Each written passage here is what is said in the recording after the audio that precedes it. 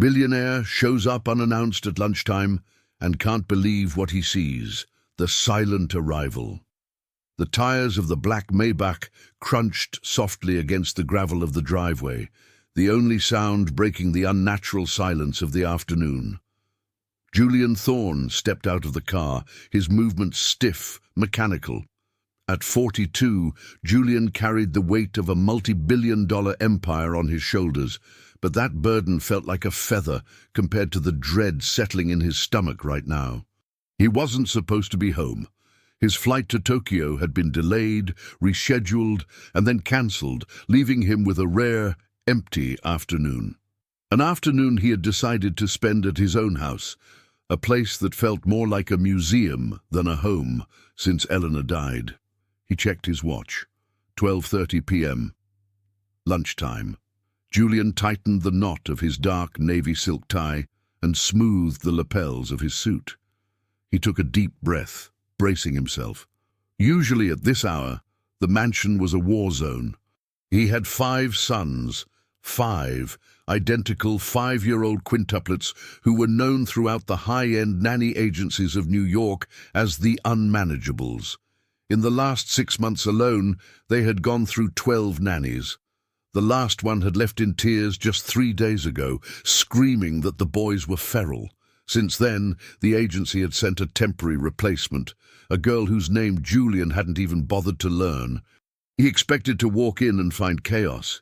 Screaming, broken vases, food thrown against the walls, the temporary nanny locking herself in the bathroom. He unlocked the heavy oak front door and pushed it open. Silence. Julian frowned, stepping into the grand foyer. The marble floors gleamed under the sunlight streaming through the high windows.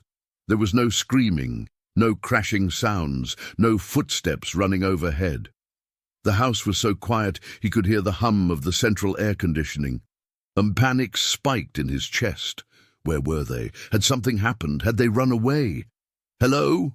he called out, his voice echoing awkwardly in the vast space. No answer. He moved quickly, his Italian leather shoes clicking rapidly on the floor. He checked the living room, empty. The playroom, pristine. The panic turned into a cold knot in his throat. He moved toward the back of the house, toward the kitchen and the formal dining room. As he approached the hallway leading to the dining area, he heard it. A sound so foreign to this house that it stopped him dead in his tracks. Giggling. Soft, genuine, happy giggling. Julian slowed his pace. He crept toward the open archway of the dining room, moving as silently as a ghost. He didn't want to disturb whatever was happening. He just wanted to understand. He reached the edge of the doorframe and peered inside. The breath left his lungs in a sharp rush. The dining room, usually a cold, imposing space, with a table long enough to seat 20, was bathed in warm, golden sunlight. And there, in the center of that light, was a scene that looked like it had been ripped from a painting he couldn't afford to buy. His 5 sons were there: Liam, Noah, Ethan, Oliver, and Mason. They were sitting around the smaller breakfast table, all 5 of them dressed in matching light blue button-down shirts that were crisp and clean. Their blonde hair, usually a tangled mess of knots, was combed neatly to the side. They were sitting up straight, their little hands resting on the table or holding forks properly. They weren't fighting. They weren't throwing food. They were smiling, and they were looking at her, the maid. Julian blinked, trying to process the woman standing at the head of the table. She couldn't have been more than 22. She was stunning, with cascading blonde hair that fell in soft waves over her shoulders, catching the sunlight like spun gold. She was wearing a uniform that was unconventional. It was a black French maid outfit, undeniably short, with a frilled white apron tied tightly around her small waist and yellow rubber gloves on her hands. It was the kind of outfit that should have looked ridiculous or inappropriate, but on her, in this moment, it just looked efficient. She was holding a large silver platter of spaghetti, the steam rising in curling ribbons around her. "All right, my little gentleman," she said, her voice melodic and warm, like a song. "Who remembers the rule about the sauce?" "Me! Me!" Liam shouted, raising his hand. "We don't slurp!" she prompted, tilting her head playfully. "And we use the napkin if we get messy," Ethan chimed in, giggling. "Perfect," she beamed at them. The smile she gave them was so dazzling, so full of genuine affection, that Julian felt a physical ache in his chest. He hadn't seen anyone smile at his boys like that in years. Maybe never. She moved around the table with the grace of a dancer, serving the pasta onto their plates. "Here you go, Liam. Plenty of mushrooms for you. Noah, I know you like the extra cheese, so I hid it under the sauce, okay?" Julian watched, stunned. She knew them. She actually knew their preferences. He, their own father, couldn't remember which one liked mushrooms and which one hated tomatoes. He watched as she leaned down to wipe a speck of sauce from Oliver's cheek with her thumb, her touch tender and lingering. The boy didn't flinch or pull away. He leaned into her hand, closing his eyes for a second, soaking in the affection like a flower soaking in rain. Julian felt like an intruder.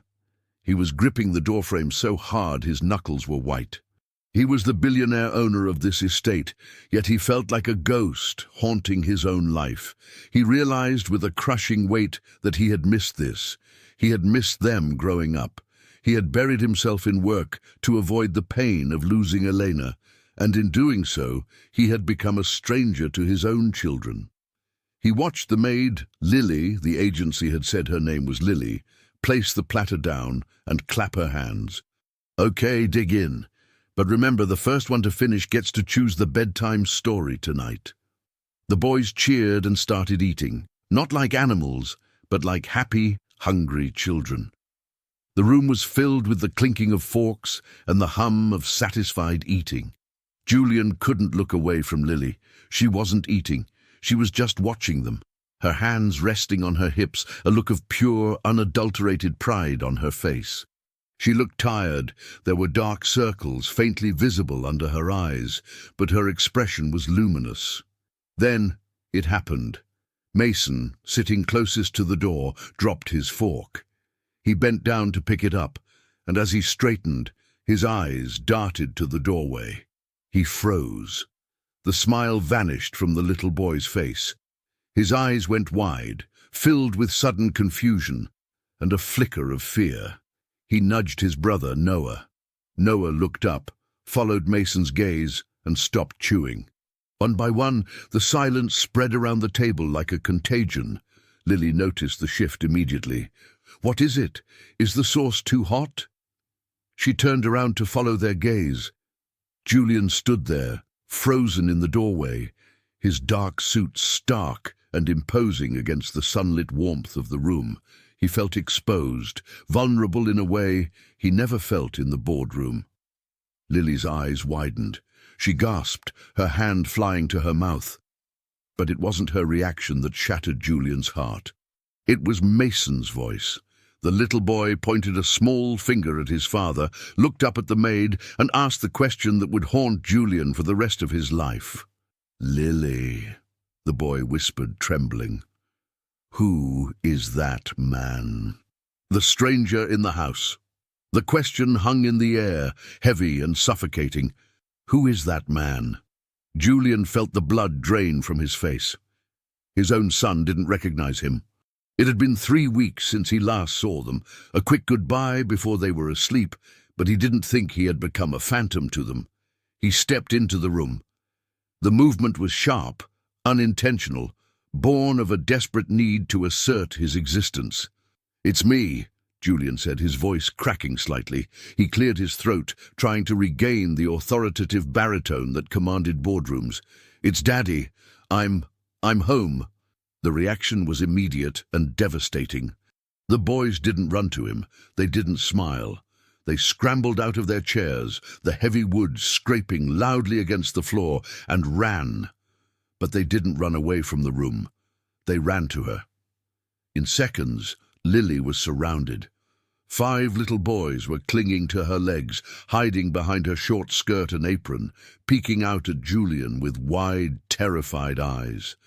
It was a wall of defense. They were protecting themselves from him, and they were using the maid as their shield. Lily stood her ground. She didn't step aside. She didn't apologize for their behavior. Instead, she placed her hands protectively on the heads of the boys closest to her, her fingers weaving into their blonde curls. She straightened her spine, lifting her chin to meet Julian's gaze. "Mr. Thorne," she said. Her voice wasn't shaking. It was calm, steely. "You're early. The agency said you wouldn't be back until Friday." Julian stared at her. He was used to employees who bowed their heads, who apologized for breathing too loudly. He wasn't used to a girl in a French maid outfit staring him down like a lioness protecting her cubs. "I live here," Julian snapped, the defensiveness rising up to cover his hurt. "I don't need an appointment to enter my own dining room. Why are they acting like this?" "Because you're a stranger to them, Julian," Lily said softly. She used his first name. No sir. No Mr. Thorne. Just Julian. It sounded intimate and jarring coming from her lips. "I am their father," he growled, stepping closer. The boys flinched, gripping Lily's apron tighter. One of them, he thought it was Ethan, started to whimper. Lily held up a hand, stopping Julian in his tracks. "Stop!" she ordered. "You're scaring them. Look at them. They aren't soldiers. They are 5 years old. You can't just march in here in that suit looking like a storm cloud and expect them to salute you." Julian stopped. He looked down at his sons, really looked at them. They were terrified, and in their terror he saw something else. He saw how healthy they looked, how clean, how cared for. He looked back at Lily. Up close the resemblance was unsettling. Not just the blonde hair, it was the eyes. The boys had his nose, his chin, but they had her eyes. That specific shade of cerulean blue. It was impossible. His late wife, Eleanor, had had brown eyes, the egg donor. The agency had handled all of that. He had never seen the donor. "Who are you?" Julian asked, his voice dropping to a whisper. "The agency sent you 3 days ago. But they look at you like you've been here their whole lives." Lily's expression flickered. For a second, the steel in her gaze faltered, replaced by a flash of panic. She looked down at the boys, her hand stroking Liam's hair absent-mindedly. "I'm just the maid," she said, but the conviction was gone. I listened to them. That's all. They aren't difficult, Mr. Thorne. They were just lonely. They didn't need discipline. They needed attention." She turned her attention back to the boys, crouching down so she was at their eye level, ignoring the billionaire standing 3 feet away. "Hey!" she cooed, her voice softening instantly. "It's okay. It's just your dad. He brought the clouds in with him, that's all. But we have sunshine in here, right?" The boys nodded slowly, their eyes still locked on Julian. "Go finish your spaghetti," she whispered. "I promise no one is going to hurt you. I'm right here." Slowly, hesitantly, the boys released their grip on her and moved back to the table. They climbed back into their chairs, but the joy was gone. The room was tense, the air thick with unspoken questions. Julian watched Lily stand up. She smoothed her apron, her hands trembling slightly now. She refused to meet his eyes. "I need to check on the dessert," she muttered, turning quickly toward the kitchen door. "Wait," Julian said. She froze but didn't turn around. "You dropped something." Julian walked over to where she had been standing. On the floor, half hidden under the edge of the rug, was a small, worn photograph. It must have fallen from her apron pocket when the boys rushed her. He bent down and picked it up. It was an old Polaroid, the edges frayed and soft from being held too many times. Julian turned it over. The blood roared in his ears. The photo wasn't of her family. It wasn't of a boyfriend. It was a picture of 5 premature babies in incubators. Tiny, fragile things hooked up to tubes. And standing next to the incubators, looking through the glass with tears streaming down her face, was a very young girl. A teenager, really. She was wearing a hospital gown. Julian recognized the hospital. He recognized the incubators. He had been there that day. It was the day his sons were born. but he had been told the surrogate was a strictly anonymous professional who had no interest in seeing the children. He had been told she gave birth and left. He looked at the girl in the photo. It was Lily, younger, terrified, but undeniably her. He looked up at Lily, who was now turning around, her face pale as a sheet. She saw the photo in his hand. "You," Julian breathed, the realization hitting him like a physical blow. "You aren't a maid from the agency." Lily took a step back, shaking her head. "Julian, please." "You're the surrogate," he said, his voice rising, a mix of shock and a sudden, irrational sense of betrayal. "You signed a contract. You signed an NDA. You were supposed to disappear. What are you doing in my house?" Lily didn't answer. She looked at the boys, who were watching them with wide eyes again, and then back at Julian.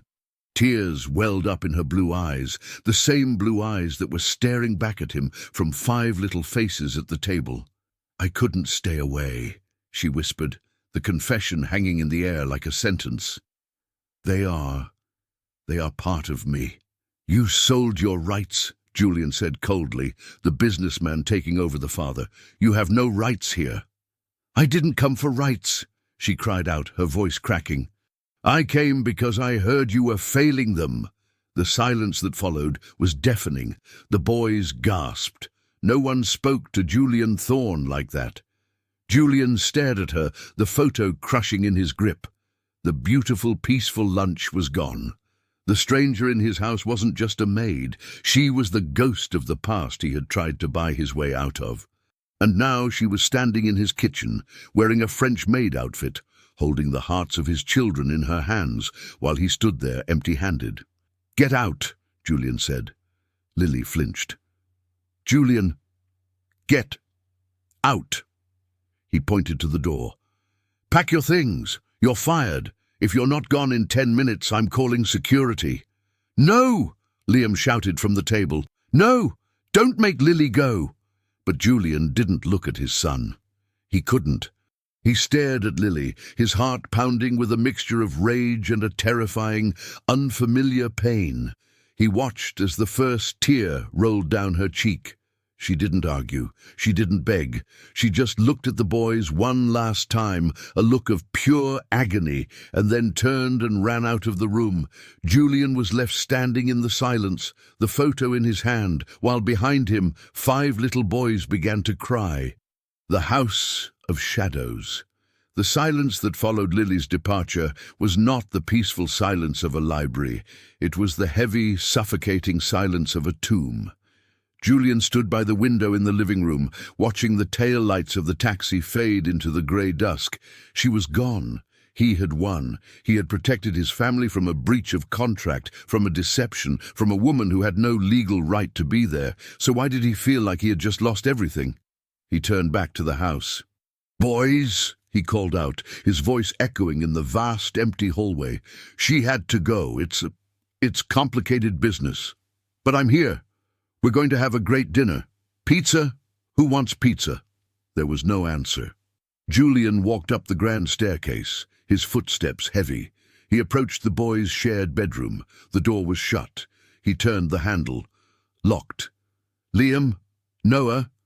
He knocked softly. "Open the door." "Go away," a small, tear-choked voice screamed from the other side. "We hate you. You made the sun go away." Julian recoiled as if slapped. "You made the sun go away." He leaned his forehead against the cold wood of the door.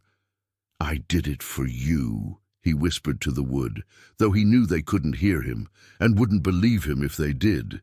"She lied to us."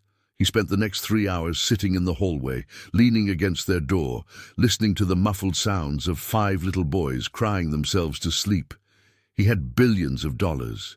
He could buy countries, but he couldn't buy a key to unlock the hatred in his sons' hearts. Later that night, the weather turned. The sky, reflecting the mood of the house, opened up. A massive thunderstorm rolled over the estate. Lightning fractured the sky, followed by booms of thunder that shook the window panes. Julian was in his study, nursing a glass of scotch he hadn't touched, staring at the surveillance monitors. The boys usually slept through anything, but tonight was different. Crack boom! A flash of lightning illuminated the room, and immediately the screaming started. It wasn't just crying, it was the terrifying, high-pitched shrieking of panicked children. Julian dropped his glass and sprinted up the stairs. He shoulder-checked the bedroom door, breaking the flimsy lock, and burst into the room. "I'm here! I'm here!" he shouted, rushing to the massive bed where all 5 of them were huddled in a trembling pile under the duvet. Another clap of thunder rattled the floorboards. "Daddy's got you," Julian said, reaching out to pull them into his arms. He expected them to cling to him, to seek safety in his strength. Instead, as his hand touched Mason's shoulder, the boy flinched violently and kicked out, No, I want Lily! Lily!" Oliver screamed, his face red and wet with tears. "Lily, help us!" Julian froze. They weren't scared of the storm anymore. They were scared of him. They didn't see a protector. They saw the man who had banished their protector. "She's not here," Julian said, his voice trembling. "I'm here. I'm your father." "You're not our daddy," Ethan yelled, burying his face in a pillow. "Lily sings the thunder song.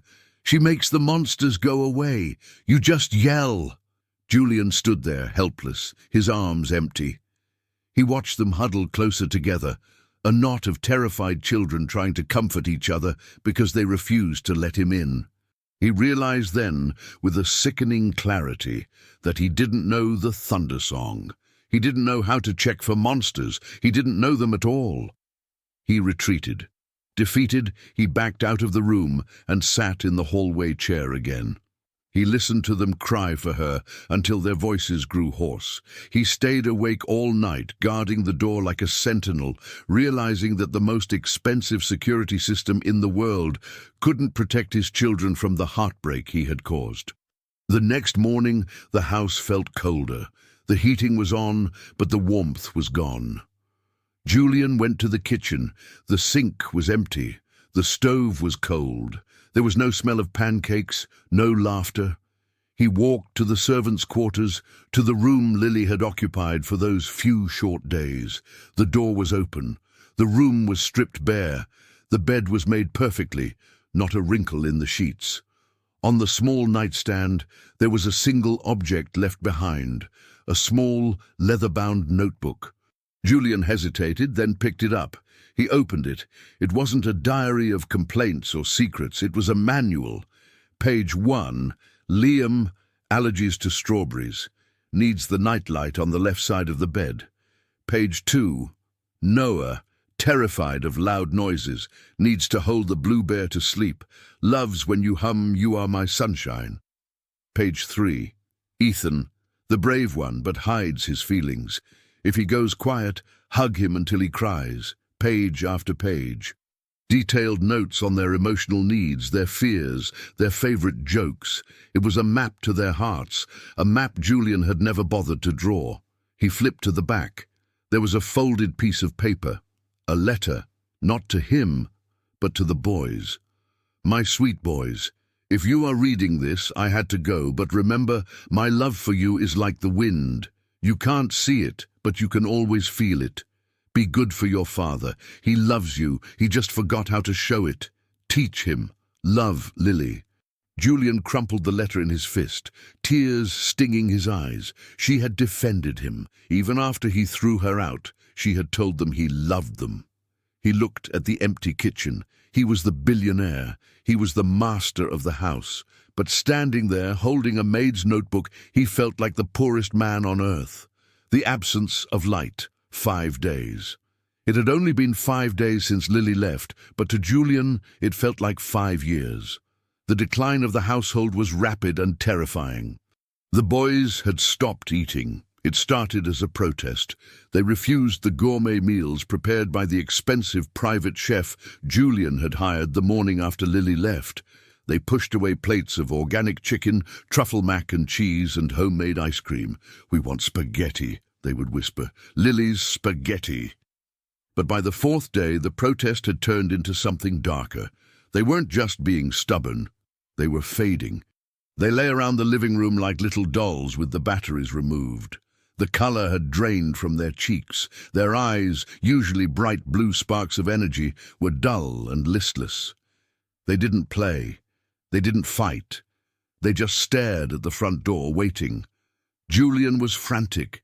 He hadn't gone to the office all week. His stocks were fluctuating. His board was calling, but he didn't care. He spent his days trying to bribe his own children back to life. "Look," Julian said, kneeling on the rug in the playroom on the morning of the 5th day. He held up a brochure. "I bought us tickets to Disneyland, private jet. We can go today, right now. Mickey Mouse, roller coasters." 5 pairs of eyes looked at him, then looked away. "I don't want Mickey," Mason whispered, lying on his side, hugging a throw pillow. "I want my mom." The word hung in the air. Mom. They had never used that word before. They didn't have a mother. Elena had died before they could know her, but they had decided in their hearts who filled that void. Julian felt a surge of panic. He stood up and paced the room. "She's not your mom, Mason. She was just an employee." "She smelled like Mom," Noah said quietly. Julian couldn't take it anymore. He called Dr. Aris, the family pediatrician, a man who had known the boys since they were in the incubators. Dr. Aris arrived within the hour. The examination was silent and tense. He checked their pulses, looked into their eyes, felt their stomachs. The boys were compliant, too tired to resist. When he was finished, Dr. Aris led Julian into the hallway and closed the door softly. The doctor's face was grim. "Is it a virus?" Julian asked, wiping sweat from his forehead. "Is it something they ate?" Dr. Aris took off his glasses and rubbed the bridge of his nose. "Physically, Julian, there is nothing wrong with them. No fever, no infection. Then why won't they eat? Why do they look like ghosts?" "It's called failure to thrive," Dr. Aris said gravely. "Usually we see it in infants who aren't held enough. But in this case, it's psychological shock. It's grief, Julian. Deep, traumatic grief." "Grief?" Julian scoffed, though his voice lacked conviction. "They're 5. They don't know what grief is. They know abandonment." Dr. Aris shot back, his tone sharp. "They bonded with this woman, deeply. To you, she was a fired employee. To them, she was the primary attachment figure. You ripped her away without warning. You broke their hearts." Julian leaned against the wall, feeling the strength leave his legs. "If they don't start eating soon," the doctor continued, his voice softer but deadly serious, "we are going to have to hospitalize them and put them on feeding tubes. They are losing the will to be here, Julian. They are giving up." The doctor placed a hand on Julian's shoulder. "Medicine won't fix this. Toys won't fix this. You need to fix the emotional wound. You need to bring back the light." Dr. Aris left, leaving Julian alone in the hallway. Hospitalize them. Feeding tubes. The image of Lily in the photo, young, terrified, standing next to the incubators, flashed in his mind. She had brought them into the world. She had kept them alive with her hope, and he was letting them fade away because of his pride. He walked slowly down to the kitchen. It was messy. The private chef had quit that morning, frustrated that no one was eating his food. Julian opened the refrigerator. There, pushed to the back, was a Tupperware container. He pulled it out. It was the leftovers of the spaghetti Lily had made on that first day. The sauce was cold and congealed, the noodles stuck together. It looked unappetizing, but to Julian, it looked like a lifeline. He stared at the cold pasta, and finally, the dam broke. The billionaire, the man of steel, collapsed onto the kitchen floor. He sat there, holding the cold Tupperware, and wept. He cried for Elena. He cried for the years he had wasted working while his sons grew up. He cried for the cruelty he had shown the only person who had been able to love his difficult, broken family. "I'm sorry," he sobbed to the empty room. "I'm so sorry." He sat there for 10 minutes, letting the grief wash over him. Then he wiped his face. Tears wouldn't save his sons. Action would. He stood up. He grabbed his phone and dialed the number of the employment agency. "This is Julian Thorne," he barked, his voice hoarse but commanding. "I need the file on Lily. The surrogate. Lily Evans." "Mr. Thorne," the agency director stammered. We can't give out personal addresses. The NDA." "Screw the NDA," Julian roared. "My children are dying. I need to find her. Where is she?" There was a silence on the line, then the sound of typing. "Mr. Thorne, her file has a note. She came in yesterday to pick up her final check. She said she was moving back to her hometown in Oregon. She said there was nothing left for her in New York." "When?" Julian demanded. "When does she leave?" "The note says her bus departs from the Port Authority terminal at 2 p.m. today." Julian pulled the phone away from his ear to check the time. 1:15 p.m. Port Authority was across the city, midday traffic. It was impossible. "Thank you," Julian said, and hung up. He didn't call his driver. He didn't call security. He ran. He grabbed the keys to the Aston Martin, the fastest car in his garage, the one he never drove because it was too reckless, and sprinted out the front door. He had 45 minutes to cross Manhattan, 45 minutes to save his family. As the engine roared to life, Julian looked up at the window of the boy's bedroom. "Hold on," he whispered. "Daddy's bringing the sun back." He slammed on the gas, the tires screeching as the car shot down the driveway like a missile. The chase was on. The chase and the lunch. The engine of the Aston Martin V12 roared like a trapped beast as Julian Thorne wove through the dense gridlock of Midtown Manhattan. The digital clock on the dashboard read 1:48 p.m., 12 minutes. He had 12 minutes to cross 12 blocks of stop traffic to reach the Port Authority bus terminal. Julian slammed his hand against the steering wheel, the horn blaring. "Move!" he screamed at a yellow taxi idling in front of him. For the first time in his life, his name, his black card, and his reputation meant absolutely nothing. He was just another desperate man stuck in traffic. He saw an opening, a construction lane blocked by orange cones. Without hesitating, Julian swerved. The low chassis of the sports car scraped violently against the asphalt, sending sparks flying, but he didn't care. He plowed through the plastic cones, bypassing the gridlock. He drove with a recklessness that would have terrified the old Julian, the man who calculated risk for a living. But that man was gone. That man had died the moment he saw his sons starving themselves out of grief. 1:56 p.m. He screeched to a halt in front of the massive, grime-covered entrance of the terminal. He didn't bother parking. He left the $300,000 car idling in the fire lane, doors unlocked, and sprinted inside. The terminal was a chaotic sea of people. The smell of exhaust, stale coffee, and hurried humanity hit him. Julian scanned the departure screens, his eyes frantically searching. Greyhound, Portland, Oregon, Gate 42, departing. Gate 42 was on the 3rd level. Julian ran. He took the stairs 3 at a time, his expensive suit jacket flapping behind him, sweat stinging his eyes. His lungs burned. He pushed past tourists, jumped over suitcases, and ignored the angry shouts of commuters. He reached Gate 42 just as the heavy glass doors were sliding shut. "Wait!" Julian yelled, slamming his hand against the glass. The attendant behind the podium looked up, unimpressed. "Gates closed, sir. Bus is pulling out." "You don't understand," Julian gasped, pressing his face to the glass. "She's on that bus. I have to stop her." "Next bus is tomorrow at 6 a.m., the attendant said, turning back to his computer. Julian looked out the window. Below, on the tarmac ramp, he saw the massive silver bus rumbling away.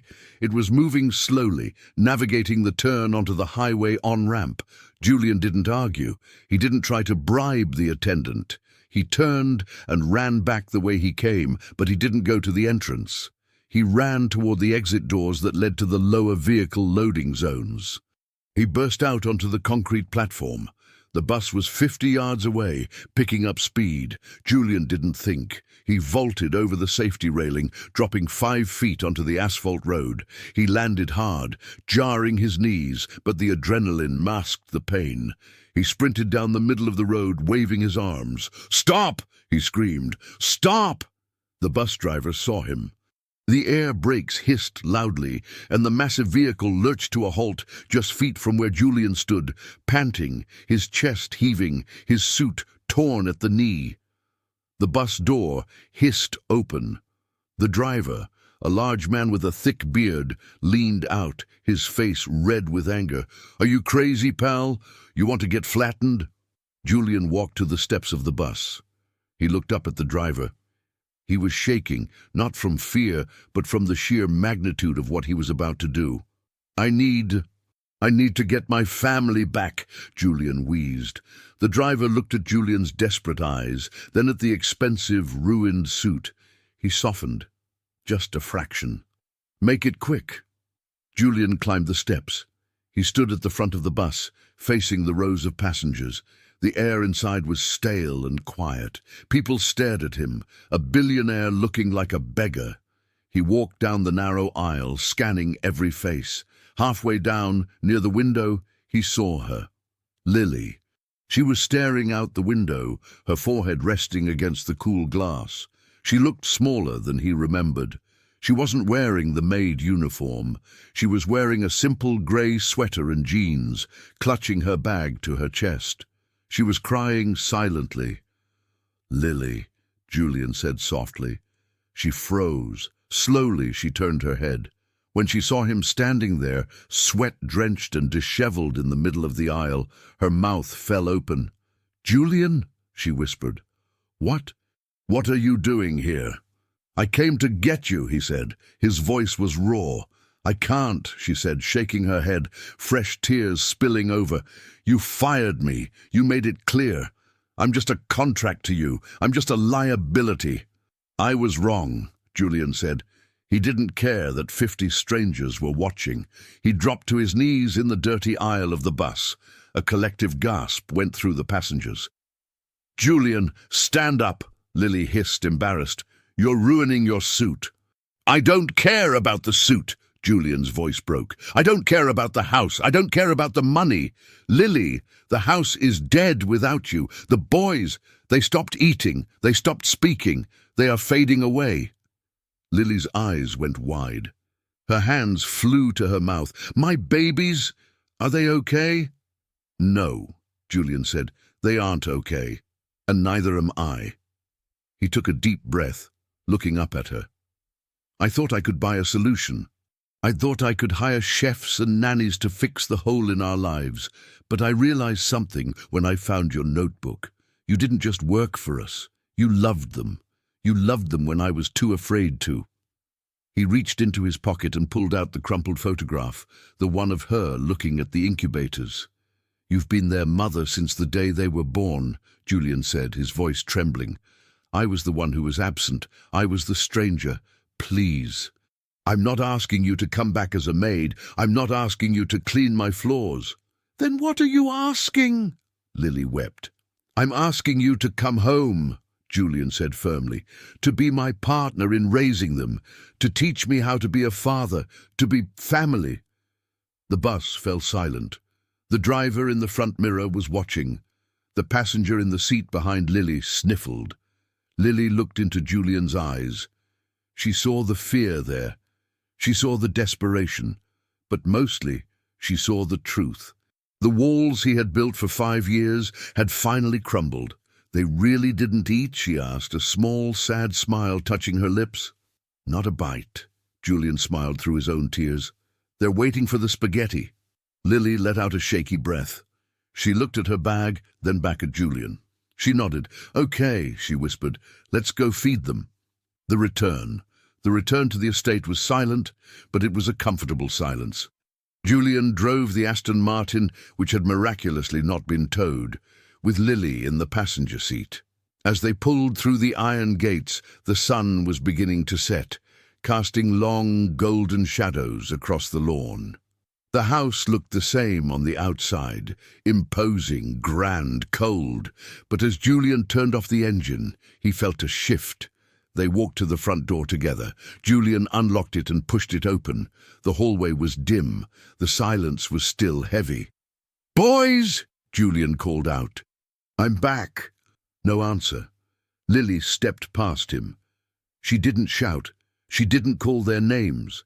She simply started to hum. It was a soft, melodic tune, the thunder song that Julian had failed to sing during the storm. Her voice drifted up the stairs, gentle and inviting. Upstairs, a door creaked open. Then the sound of small, bare feet hitting the floorboards. Pat, pat, pat. Then faster. Thud, thud, thud. "Lily!" The scream was a collective explosion of joy. At the top of the stairs, 5 little figures appeared. They looked pale, their pajamas hanging loosely on their frames, but their eyes were wide with disbelief. They didn't hesitate. They launched themselves down the stairs.